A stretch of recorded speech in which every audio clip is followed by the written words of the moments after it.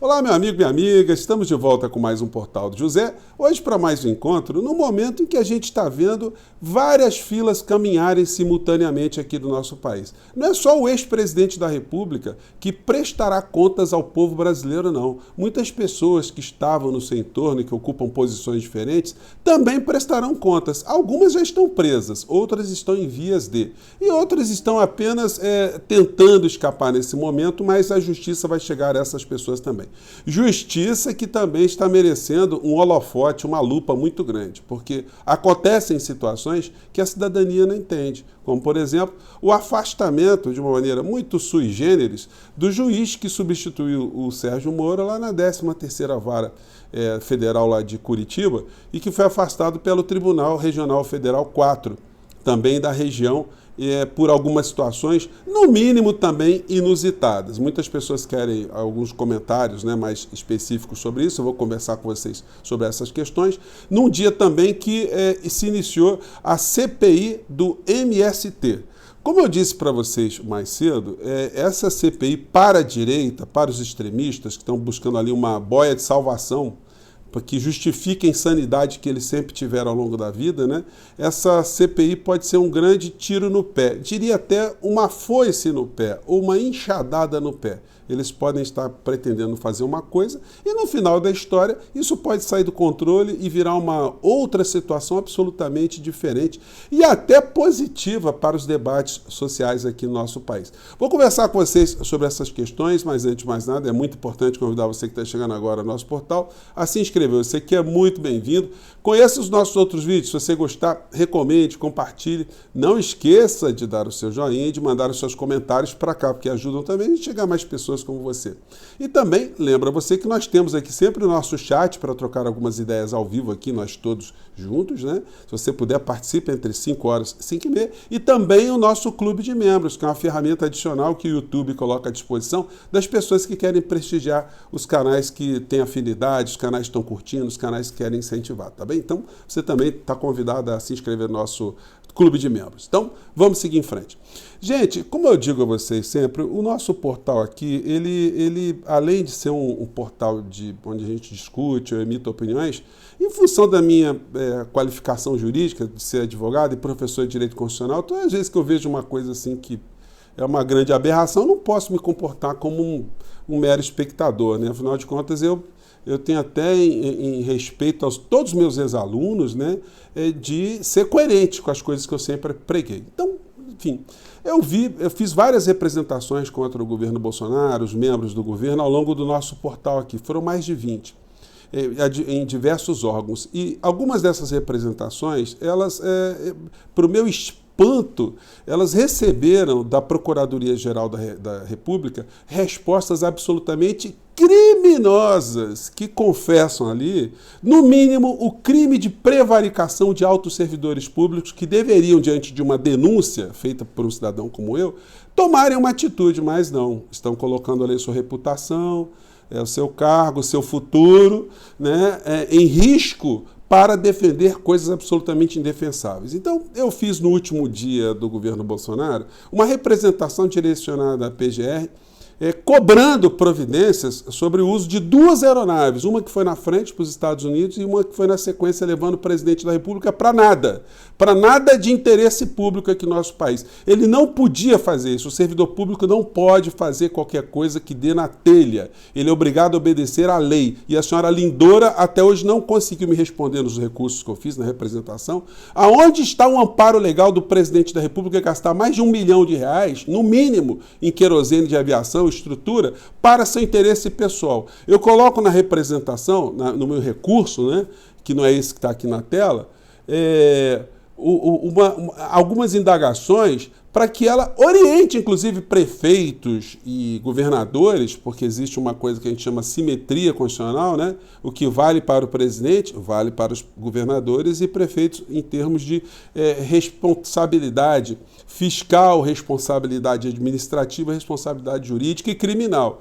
E se os prefeitos poderiam também, no último dia de mandato, não tendo uma aeronave no município, alugar uma, fretar uma para ir para qualquer lugar do mundo que quisesse para o seu interesse pessoal. Se os governadores podiam fazer isso também, se os servidores públicos podiam fazer isso de uma maneira aleatória. Bom, ela não respondeu. Então, isso vai ficar para quando o presidente Lula trocar o Procurador-Geral da República, a gente fazer novas interpelações, inclusive cobrando da Procuradoria-Geral da República, que protegeu o Bolsonaro, por que eles fizeram isso? Porque também não tem base legal para o Procurador-Geral da República, para quem me respondeu, fazer o que fez. Bom, e aí, para minha alegria, minha satisfação, eu vi hoje essa notícia aqui no jornal Estado de Minas. Tribunal de Contas da União pede esclarecimentos sobre gastos de Bolsonaro em viagem a Orlando.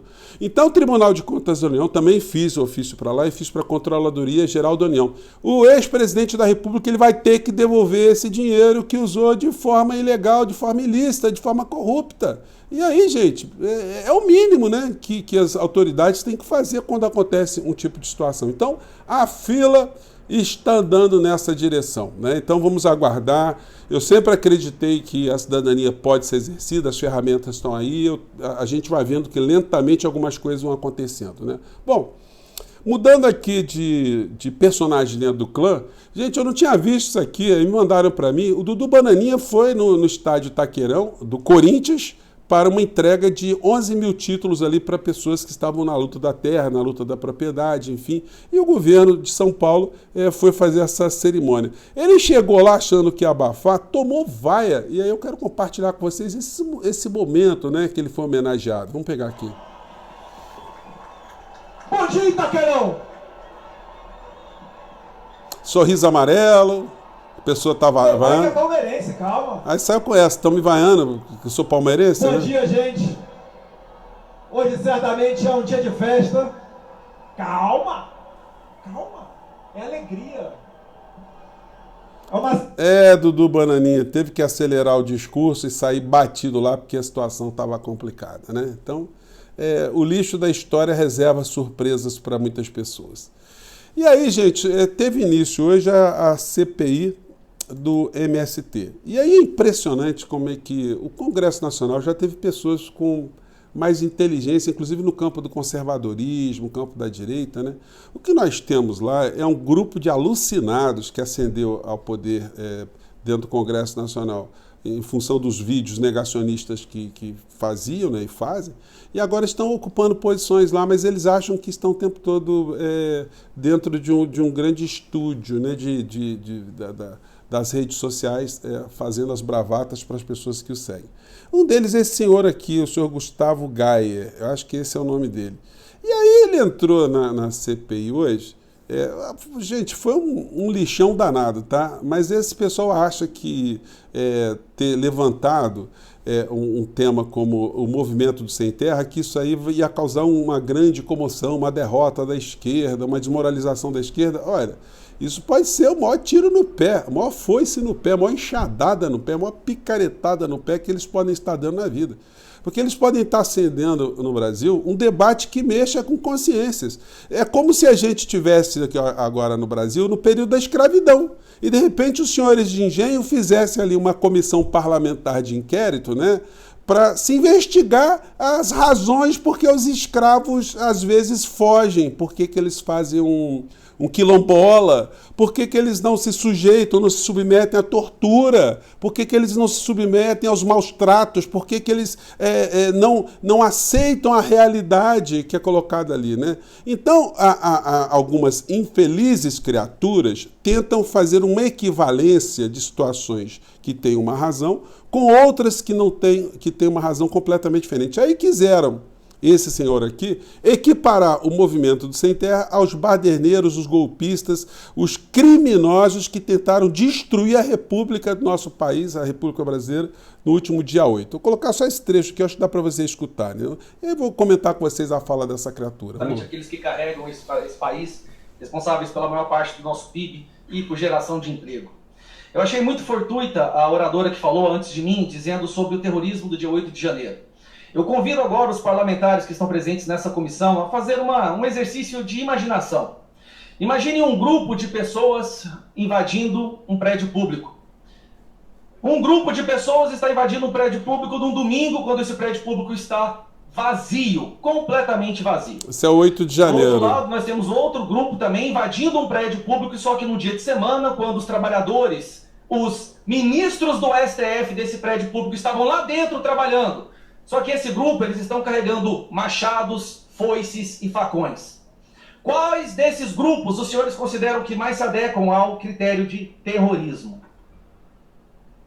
O grupo que tenta invadir no domingo, que não tem ninguém? Ou no grupo que tenta invadir com os ministros do STF lá dentro, segurando facas e foices?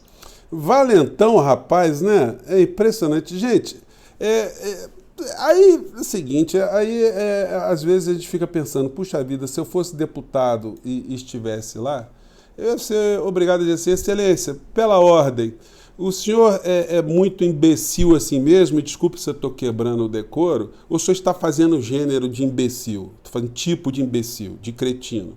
Porque uma coisa é um grupo de trabalhadores fazer um movimento reivindicatório ou protestar por uma situação pontual. Se cometem excesso, de fato estão cometendo crime, mas são crimes ali dentro da esfera do direito penal. Outra coisa é um grupo de pessoas invadir um prédio público como uma das ferramentas, uma das etapas de destruir a democracia do país inteiro. Será que é muito difícil só entender a diferença entre uma criança que entra pula um muro para pegar uma goiaba de uma estrutura que quer destruir a nação de uma maneira geral? Então é engraçado, né? Mas é isso aí, gente, que vai pautar essa CPI para cima e para baixo. Muitas coisas aí a gente não vai ter muitas surpresas agradáveis, não. Nós veremos as situações mais bizarras do mundo, né? Mas, enfim, no final da história isso pode suscitar aí debates muito importantes aqui no Brasil. Vamos acompanhar. Eu vi hoje nessa abertura deputados e deputadas também muito gabaritadas, muito instrumentalizados para falarem ali do conflito de terras no nosso país, da necessidade de uma reforma agrária, das questões que são absolutamente absurdas que acontecem no campo aqui no Brasil, concentração de terras, enfim, latifúndio, assassinato de trabalhadores, enfim. Tem muitas situações aí que no final da história podem desmascarar essas pessoas todas. Bom, e para finalizar aqui, TRF4 afasta cautelarmente juiz da Lava Jato. Gente, tem uma situação que já é no nascedor. O Poder Judiciário do nosso país, ele tem uma série de imperfeições e ele não é exclusividade do Poder Judiciário aqui no nosso país, porque é um poder composto por homens. Homens que deveriam, de uma certa maneira, homens no gênero, né, da espécie humana, enfim, que deveriam se pautar ali sempre por decisões isentas e independentes. Aí a gente teve, nos últimos tempos, aquilo que a gente conheceu como a Operação Lava Jato. O ex-juiz Sérgio Moro, ele ganhou simpatia de muitas pessoas nessa horda, né, anticorrupção, que de vez em quando chega a muitos países atrasados, como aqui no Brasil chegou, né? E ele passou a ser um paladino da justiça, entre aspas. Gente, ele cometeu muitas irregularidades, muitas ilegalidades, que até seriam escamoteadas não fosse a ambição política dele. Gente, teve alguns atos que o Moro fez, eu estava dando aula nessa época, né, e eu tinha que conversar com os alunos sobre isso. Uma das situações que foi assim, muito nítida foi quando ele mandou prender o ex-presidente, quer dizer, o presidente Lula, naquela condição ele era ex-presidente, né, para prestar um depoimento lá no aeroporto de Congonhas sem nenhum tipo de aviso prévio. Isso foi a coisa mais absurda, foi a maior aberração.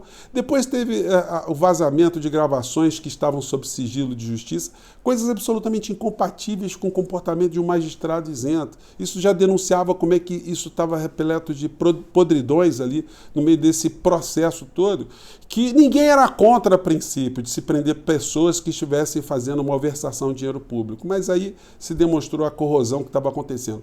Quando ele sai da magistratura e aceita ser ministro de Bolsonaro, aí pronto, aí acabou, aí foi a confissão da sua deformação moral, da sua deformação de princípios, da sua falta de patriotismo e de noção. E aí ele jogou todo o sistema judicial aqui no nosso país sob suspeição por conta desse tipo de situação. As consequências para o Brasil, para a justiça, nós estamos vendo até agora. E aí surge mais um magistrado para substituir o Sérgio Moro e, ao que tudo indica, também cometeu alguns deslizes, né? Ele não poderia jamais ter um registro de e-mail escrito Lula, @Lula, porque isso já o colocou também no mesmo patamar daqueles que estavam dentro do Poder Judiciário, não tendo o mínimo de isenção. É difícil comentar algumas coisas aqui, gente, sem saber tudo que está acontecendo. Nós vamos ter que aguardar mais alguns momentos, mais algumas informações, para depois a gente fazer aqui uma avaliação bem honesta, bem isenta, porque nós aqui não temos essas amarras com essas estruturas, né? Então a gente vai poder dissecar melhor esse assunto aqui sem proteger nenhuma criatura que tenha feito malversação, né? A fila está andando para muita gente aí. Então, gente, vamos aguardar, vamos ter um pouquinho mais de paciência e ver qual é a verdade dessa história, tá bom? Um grande abraço, até o nosso próximo encontro. Tchau!